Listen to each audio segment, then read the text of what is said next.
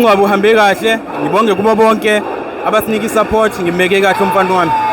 Ngithanda ukudlulisa ukubonga kakhulu kobaba uMsweli, koJacinta, iMK la ne-EFF ngiyayibona, nakuwo wonke umuntu engeke ngimbalule ngoba ngibazi bonke.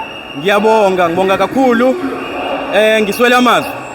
Ngibonga ngendlela edlulela. Bengakulindele lokho. Kodwa isupport inamandla kakhulu, isupport edlulele. Enye into engijabulisayo sekugqugquzeleke nomunye umama owalinyalelwa ingane khona ngo-2023 kuze kube namhlanje ubulungiswa akabutholi naye. Ingane yakhe yalimala kule lift leya efana nale elimazi ingane zami. Namhlanje ulapha naye umama, sinaye sifuna ubulungiswa bengane zethu. Amaphoyisa istatement sasithathwe ngesonto, sithathwe emoshwari. Nganikwa i-case number ntambama ngabo 4. Ngomsombuluko ekseni ngavuka ngaye eDurban Central ku-Detective Mncube. Uma ngifika icala livulwe nge-case empty, asikho statement. Amaphoyisa ayethatha istatement emoshwari, uSergeant Ngobese noSergeant Biyase. Asaziwa ukuthi sikuphi statement. Kwayena umseshi ubengafuni ukulisukumela leli cala leli. Kuzokwaphela u4 days ubufakazi engeze uzobuthatha. Uphume esephoqwa ipressure ye-social media ngoba sengiveza lento ukuthi amaphoyisa awaweza umsebenzi. Indele ngifuna ubulungiswa njengamanje ngiqeda kudutshulwa yiphoyisa njengala.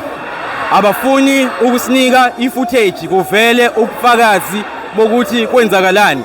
So ihomi yigebengu njengoba ubona namaphoyisa avikela isigebengu kunokuvikela i-victim.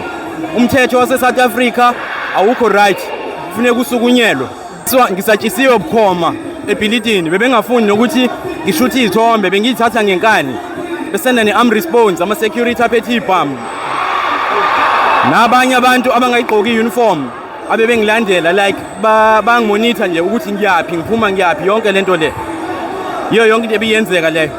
Ukusabiseka khona kodwa angesabi, ngizobulala ubulungiswa bengane zami. Ane isesimene sibucayi esibhedlela sekuphela u10 days ikwikhoma.